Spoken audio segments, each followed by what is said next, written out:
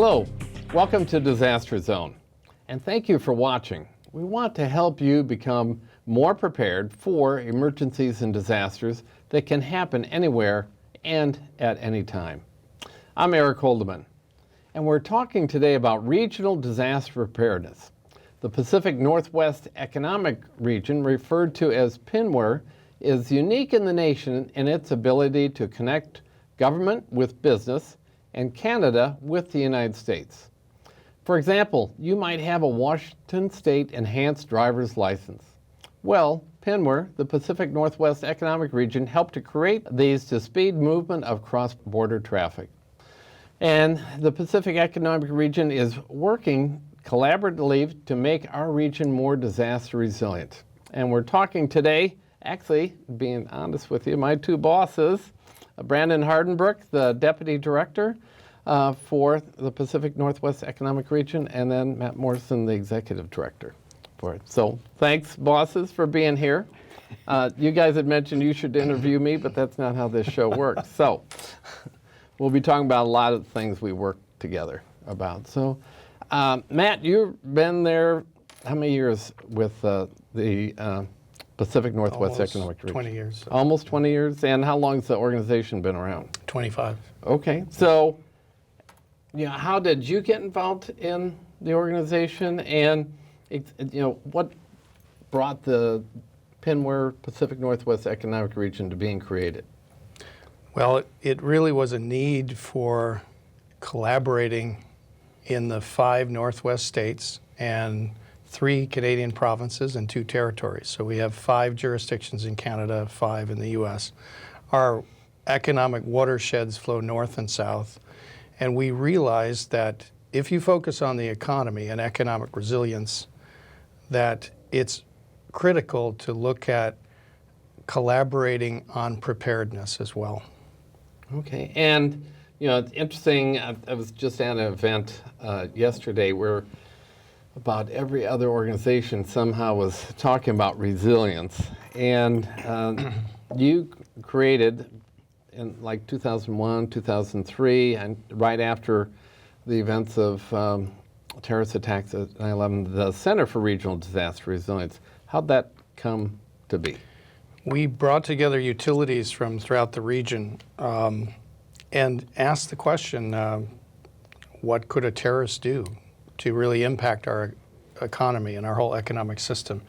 And that brought out the importance of the public-private collaboration in the region, and also that utilities and pipelines and critical infrastructures have no geographic boundaries. There could be an accident in Montana that would really impact Seattle.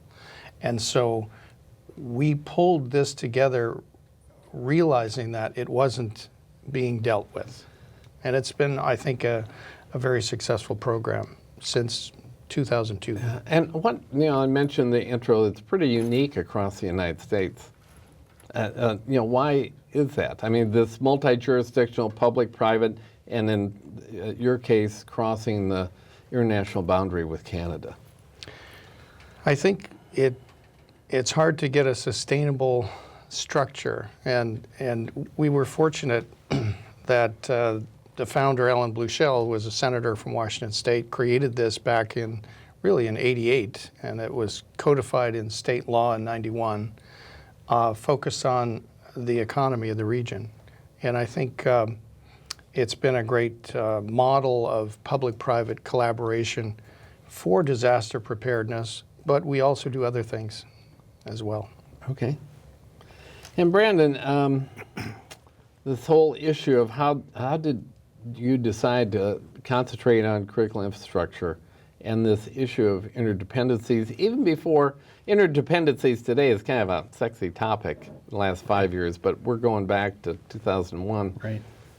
How'd you discover that, I guess? Well, if you think about everything that makes the economy go, everything in the city or in the region, it's a huge mix and match of different functions. So there's transportation, energy, telecom, healthcare, trains going by, trucking, And this all fits together somehow and works daily, day in and day out. And the thing that people don't get is if there's a little wrinkle, there's cascading failures.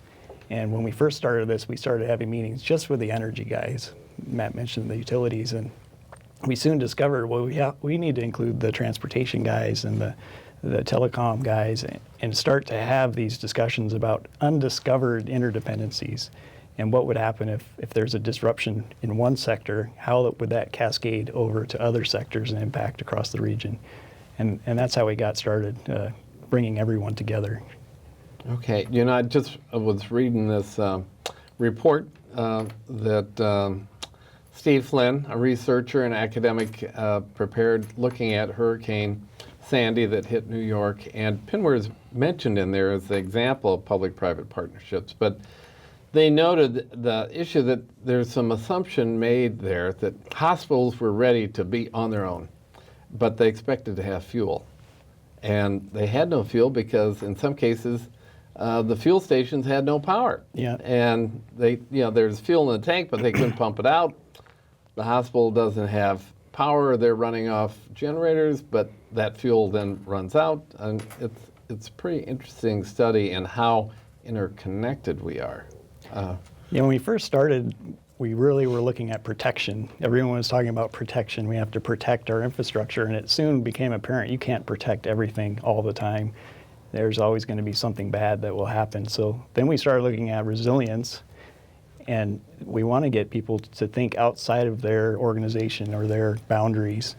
And that's a perfect example. Another one that we always talk about, we had a meeting in a hospital, thought they had everything covered, and we asked, where do you get your linens serviced? And we discovered, the linen service company is in the flood zone 10 miles away. And all the hospitals use that one vendor, and so that is a vulnerability. But nobody would have known about it if we hadn't brought everyone together and had these cross-sector discussions.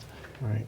And so, Matt, on that, is it hard to get people to start talking about this? Because I just had another meeting earlier this morning. I would say which discipline or industry and all that, but they were pretty conservative about sharing information, even with other institutions like themselves. I mean, how do you get past that? It's all about trust. And to me, looking back 15 years, the greatest accomplishment we've achieved in this region is the level of trust between different infrastructures, between government and the private sector.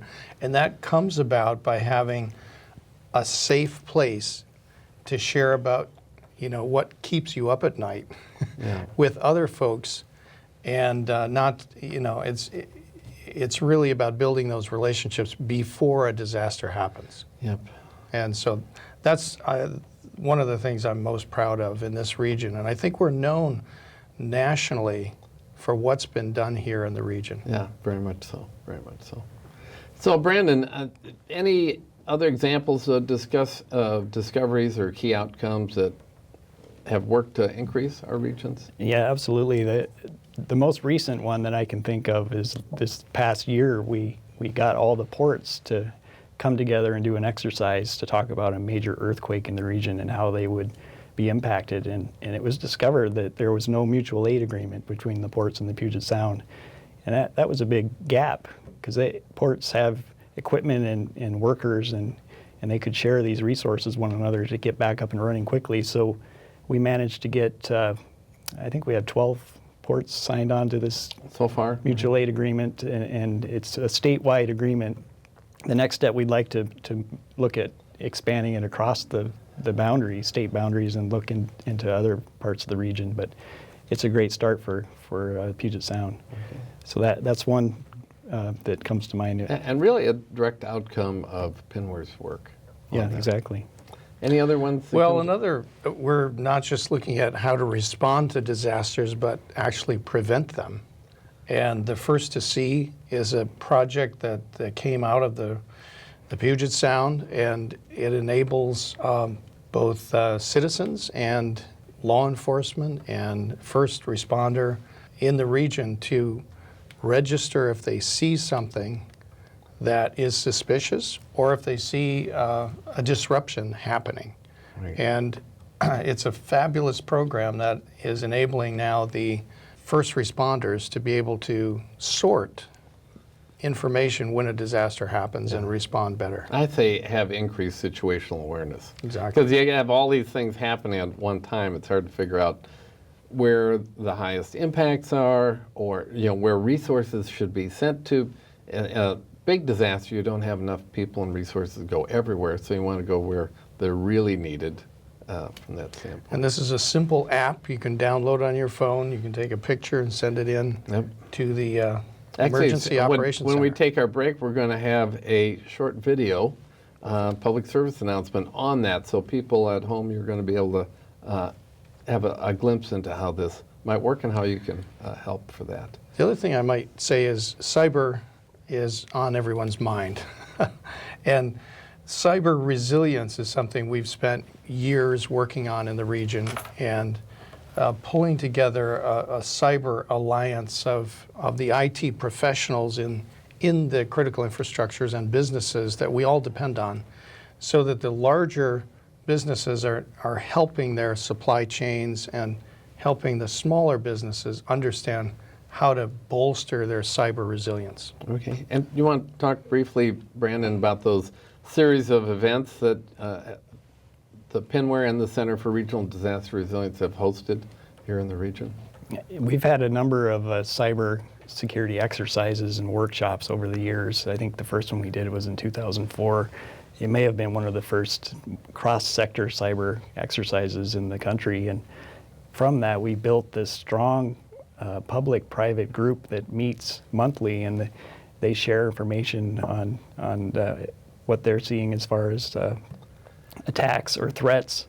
And it's kind of a chance for the big guys, the Microsofts and the Amazons and the Boeings, to help the little guys develop cyber response plans, cyber resilience plans. Yeah. And it makes the whole region more resilient when you share that information on how to prevent and respond to incidents. Okay. And credit needs to go to King County, their Office of Emergency Management, and then they have a group that comes together, the Emergency Management Advisory Committee, gets some Homeland Security federal dollars, and they get to choose where to allocate them. And they have been pretty consistent in putting dollars toward cybersecurity, and then Pinware, the Center for Regional Disaster Resilience, has been the implementer, working, as you said, collaboratively, public-private, cross-border things. So they just allocated more money for another event in next year, so it's great to see that continuing. And Eric, this brings up another thing that we have been able to do when the state and the local counties were concerned about the Green River. We were able to go to the federal government and get them to change their plan and bring the national exercise to the Green River and focus national attention and resources to shore up the concerns about Green River flooding. Right, and was it the Howard Hansen Dam? Howard Hansen that Dam, was threatened at the time. That's right. Thankfully, that's been resolved, but again, just yesterday I heard King County flood warning, and the people who deal with flooding still concerned about that levee system in the Green River. It's old and was constructed by farmers protecting their farmland, and there's a whole lot more there today. Yeah. So we're at halfway through our program. Hard to believe that, but we're going to take a quick break, folks. And Matt Morrison was talking about First to See. Watch this message, and we come back, we'll talk just a little bit more about First to See and how you can contribute to our regional resilience by downloading that app and then reporting what you see. We'll be right back.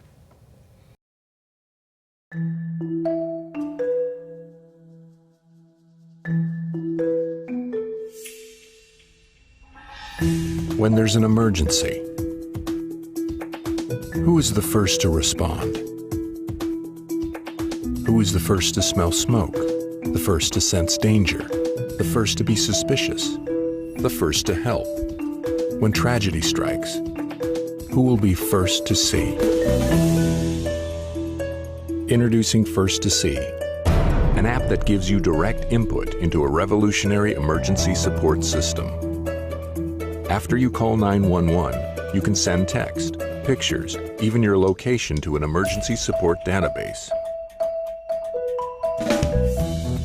Your incident report can then be processed and evaluated along with other reports like yours, giving emergency responders a clearer picture of any evolving situation and giving you the extraordinary power to help. When there's a flood or fallen tree, earthquake or accident, environmental hazard or suspicious package, when tragedy strikes, those with the power to help will be those who are first to see. I'm first to see. I'm first to see. I'm first to see. I'm first to see. I'm first to see. I'm first to see. I'm first to see. I'm first to see. First to see, the power to help. First to see does not replace 911. In a life-threatening emergency, you should still call 911. Hello and welcome back. If you're just joining our show today on Disaster Zone, it's about the Pacific Northwest Economic Region and disaster resilience.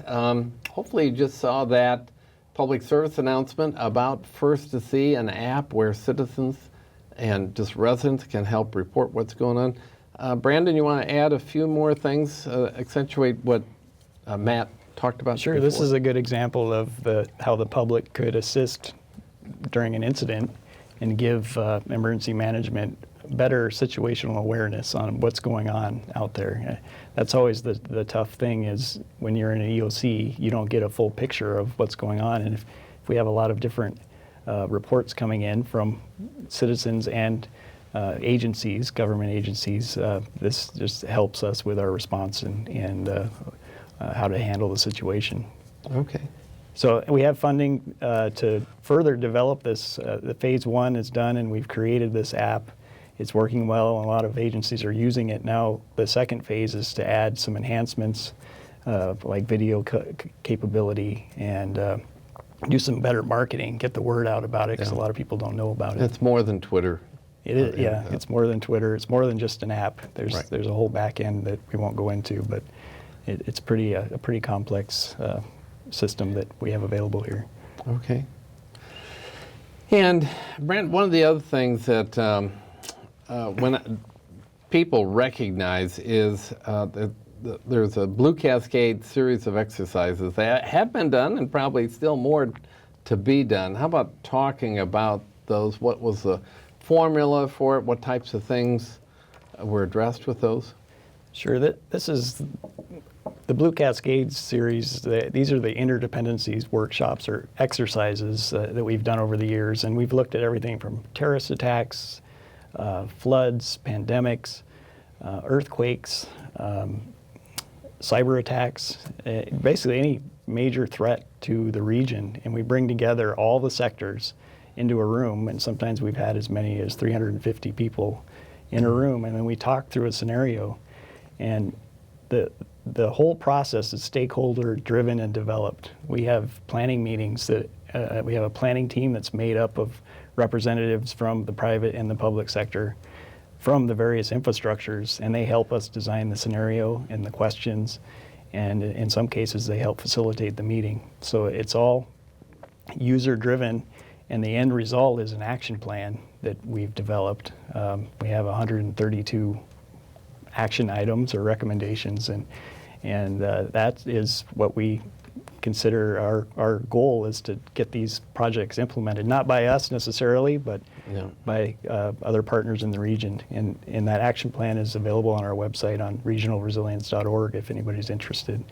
Okay. And they can learn more about the resilience. And the exercises, there's information on each exercise there too, the after action reports. And I'd have to say, I'd tell folks this, I want to say the Cyber Blue Cascades exercise was like 2003. This is way before all this emphasis on cybersecurity that you see today. I mean, 10 years, easily 10 years ahead of, the activity you're seeing nationally and regionally that. So really kudos to the efforts you guys have done there.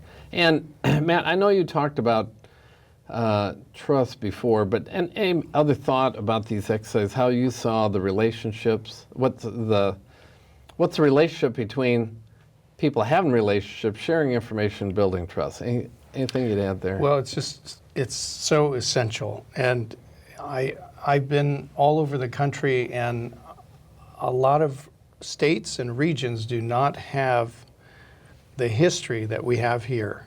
And the trust that's been developed between the public and private sectors is exceptional. And I think goes a long way toward our ability to recover quickly if a disaster or any kind of disruption happens. Okay, all right. Well, we've talked about some of these things.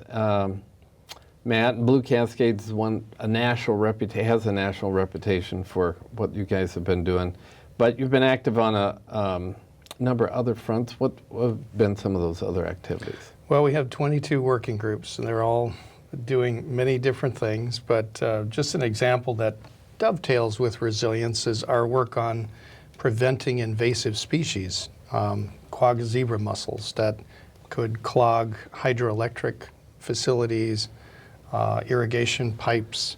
And so we're working with 5 states and 3 provinces to put an effective perimeter strategy to keep these invasives out of the region.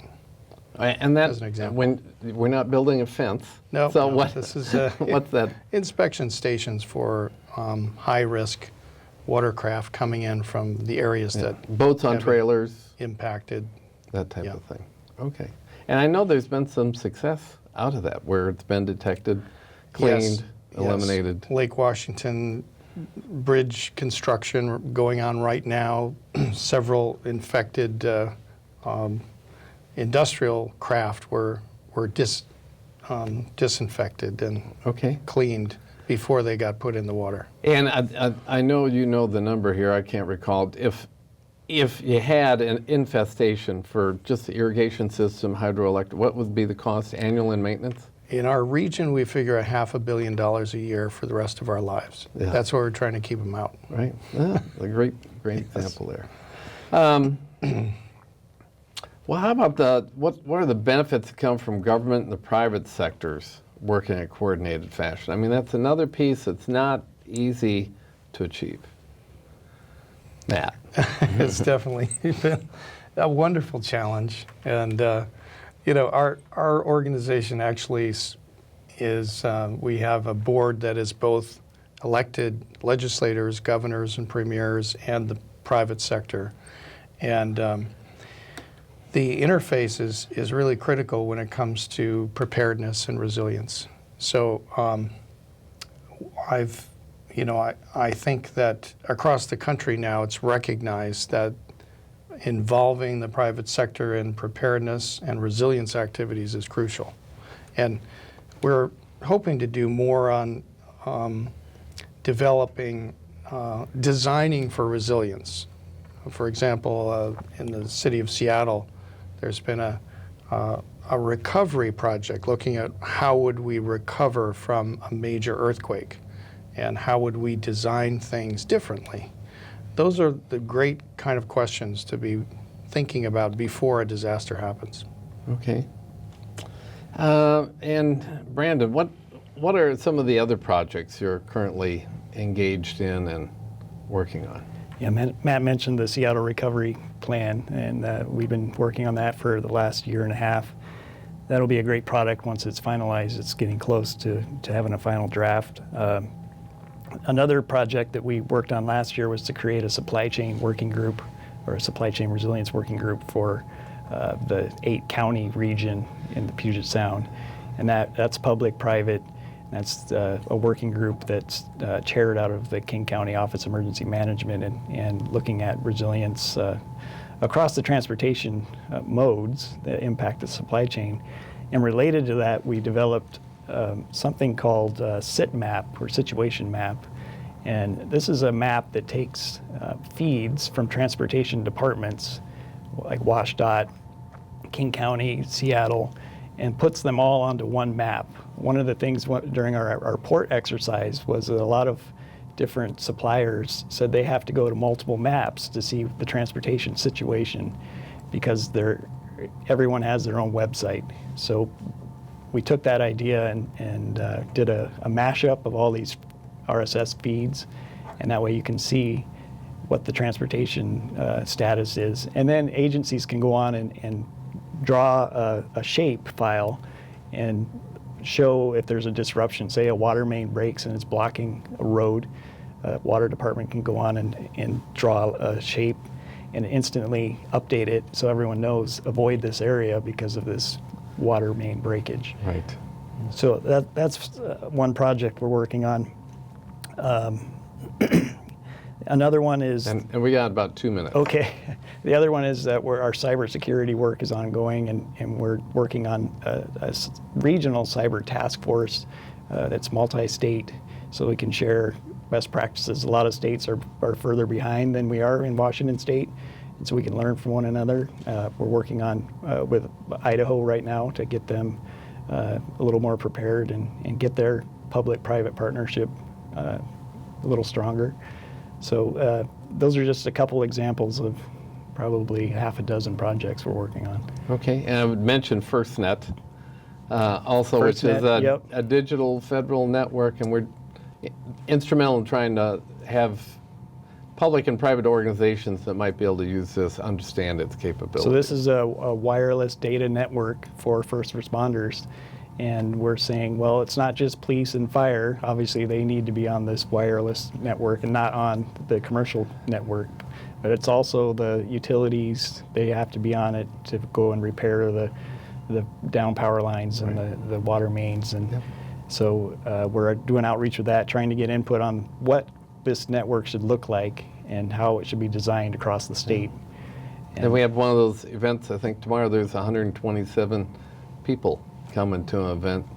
And we've been doing them statewide, but this one's in Tacoma, so great example. I would just say, and you got 30 seconds. That there's no substitute for having 3 to 7 days preparedness kit in your home, because it's up to you to be prepared for any disaster. All right, well, you're stealing some of my thunder there, boss. But it's been great having you on the show, and these disaster zone months are a token of thanks for coming, appearing on the show, and so you can take those with you. And I know you're thinking about resilience all the time anyway, but this will be another reason to do that. So thanks again for being on the show.